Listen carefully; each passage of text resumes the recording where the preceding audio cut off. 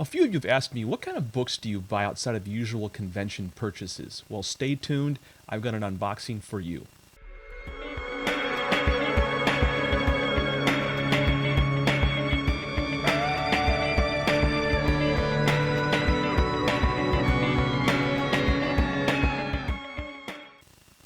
So, welcome to the collective, and today I'm going to do a little unboxing here. I emphasize little because it's quite a few books.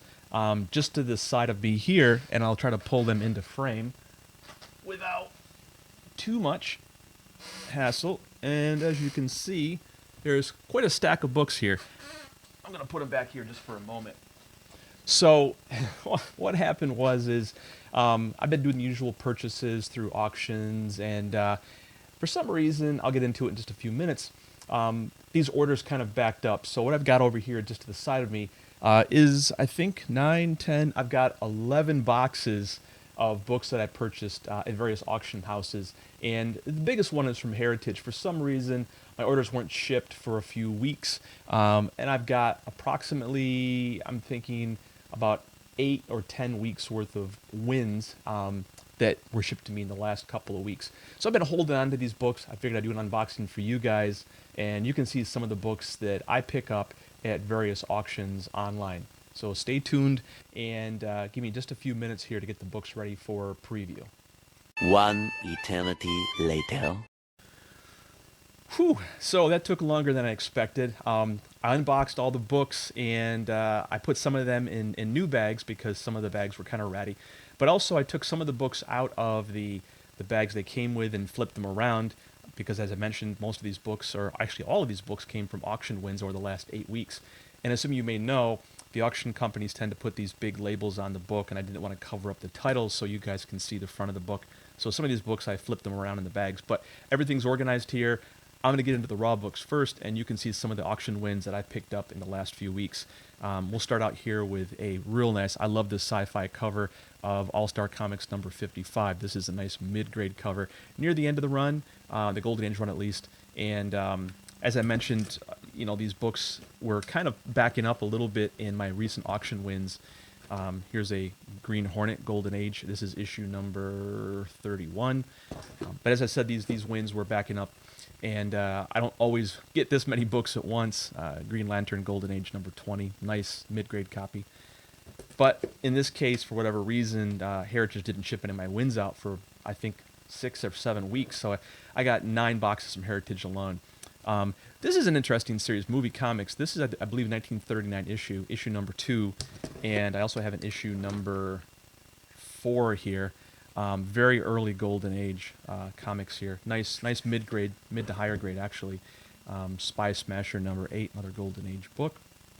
So, as I said, I don't normally get this many books all in the same time, but I figured I'd hold on to these over the course of the last 3 weeks, I believe. I got all these boxes in, and here's Thrilling Comics. This is Thrilling Comics number 22. And Thrilling Comics number 31. And we have one more, I believe, here. Thrilling Comics. Wait, where did it go? Oh, I guess it's out of order. Well, I'll get to it in just a minute. Target Comics. And we had 3 of them there. Here's a Tom Mix. And an earlier Golden Age haul video that I did, I went through 2 boxes of Golden Age books that I received, or I picked up at a local comic shop. This was a premium giveaway book. You actually had to send in 2 box tops to get that. Zip Comics number 46. And now we're getting into some of the pre-code horror books. Let me just look through here because I know I had one more. I guess not. It's somewhere else. I'll get to that later. One more thrilling Comics. So here's some pre-code horror stuff. Real nice copy of the Adventures into Weird Worlds number 15. And as you can see in the back, here's those. Here are the auction labels that I mentioned a few moments ago. I wanted to flip these books around in their bags so you can see the gore in all of its glory. So nice mid-grade copy of this book.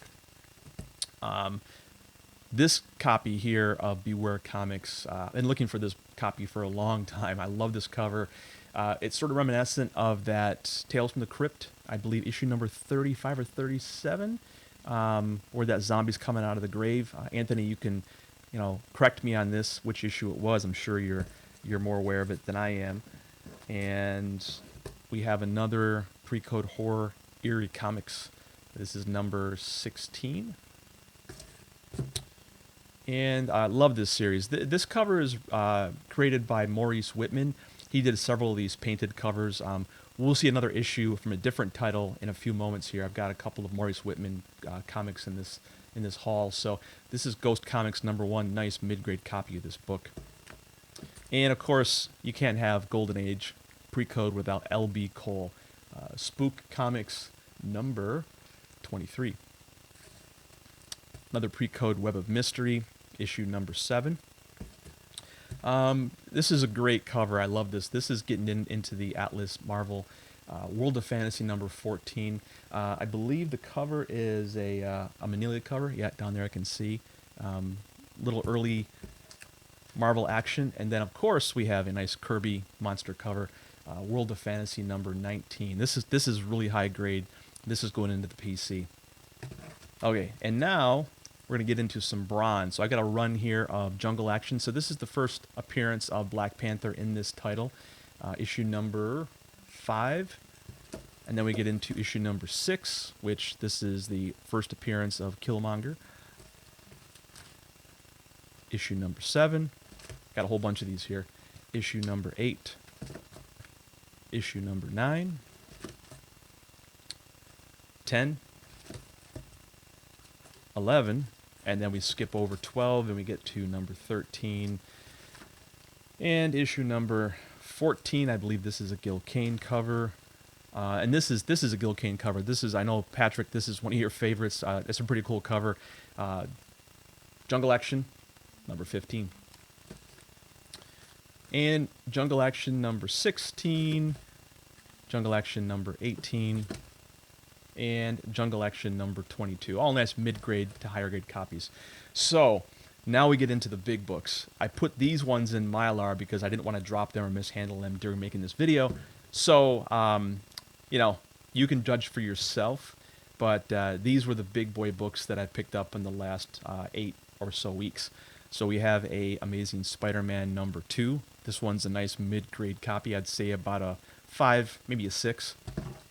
And what number 2 can't be without this issue? Issue number 3, the first appearance of Dr. Octopus. A little bit lower grade. I'd say it's about a 4.0. Getting very tough to find that book.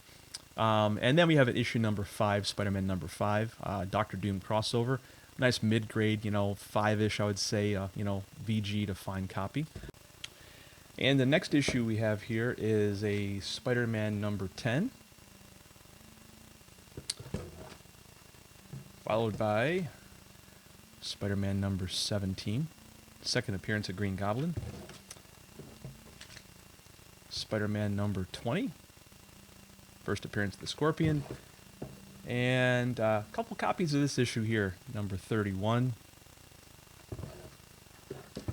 Second copy of number 31. This one's really nice. This is probably a nice 8.5.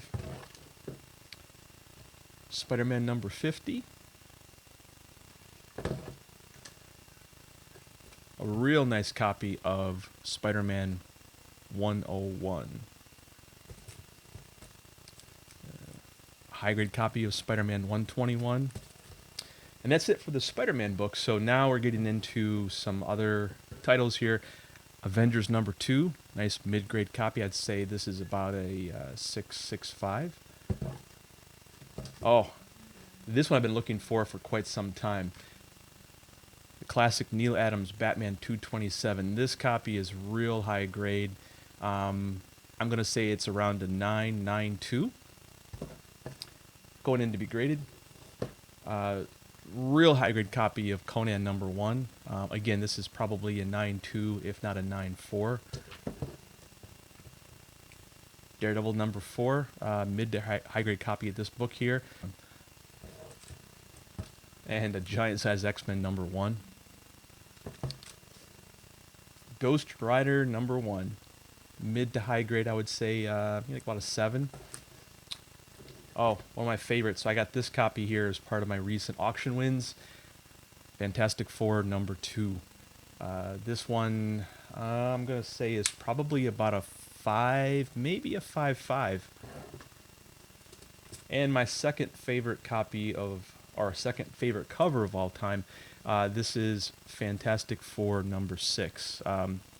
Make that second favorite Marvel Silver Age cover copy. Fantastic Four number 6. A Fantastic Four number 49.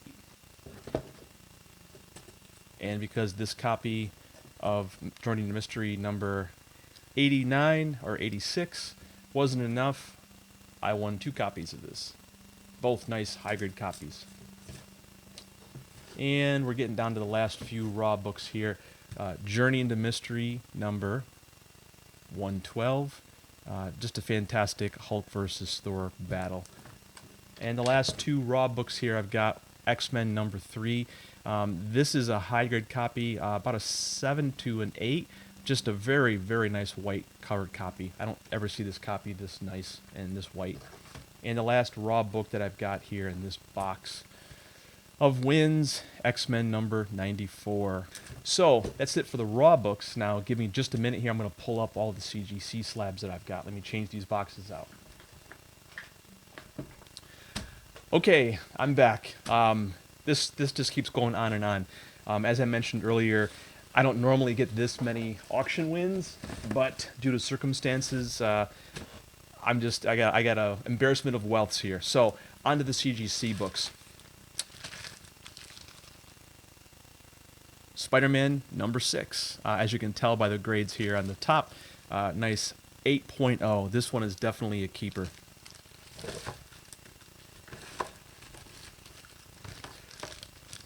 Spider-Man number 9, first appearance of Electro.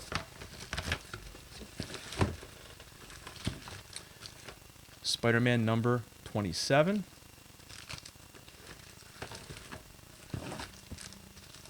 Spider-Man number 33. And rounding it out with a Spider-Man number 361. And back to my second favorite cover, Marvel Silver Age. Fantastic Four number 6. This one is a keeper. Nice 5.5 copy. White pages too.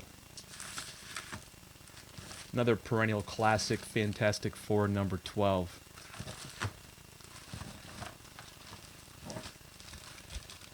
Fantastic Four number 19. Fantastic Four number 25.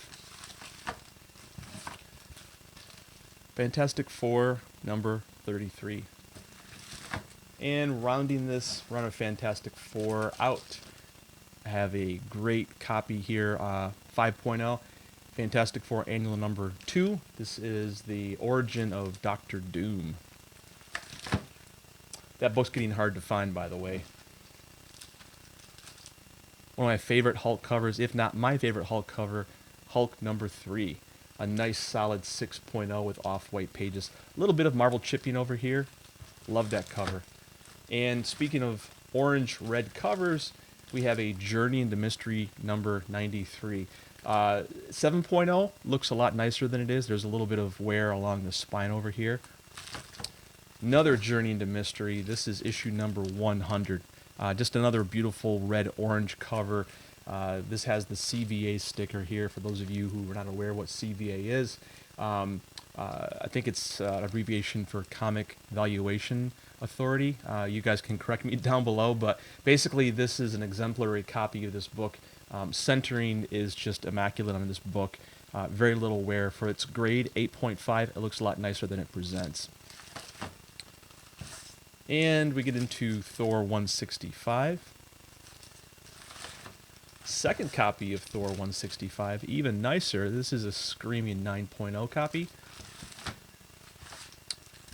X-Men number 6, a nice Submariner crossover issue. And a couple of DC books, just a kooky looking, I don't know, kind of a monster alien Detective Comics early Silver Age 10-cent cover. Another Monster Alien World's Finest with Batman and Superman and Robin, of course. I don't know, I think Robin kind of died there. And then we get back to some pre-code horror. So this is the other Maurice Whitman cover I mentioned from earlier. This is Monster. I believe this is issue number 1. Not very easy to find book. This one's going into the PC. Oh, this is a great cover. Journey into Mystery number 14. So according to the notes on this issue here, this is a vampire cover, kind of a flying bat vampire. Love that cover. Journey into Mystery issue number 76. Genie in the Bottle. This is a high grade 7.5 copy. And we're almost to the end here. Another very hard to find issue. This magazine is Haunted number 15. I just love this cover here. This guy, I don't know if he was trying to repair the ceiling or he's trying to hide the body, but obviously the corpse is kind of falling through the ceiling here. This is great, not very often, especially in this mid to higher grade condition.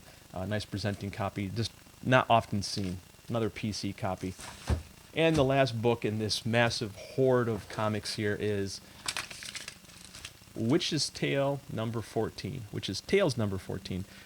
This is actually a file copy. It's an 8.5.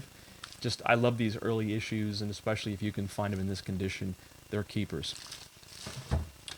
So, that's it for my, I guess, unboxing haul. Again, not something you'd see every day, not something that I see every day, but as I mentioned, you know, just these things have been backing up over the last several weeks, and I figured I would just hold on to them for a couple of weeks and unbox them. But hopefully you enjoyed this video, and if you want to see more of these, please click below, subscribe.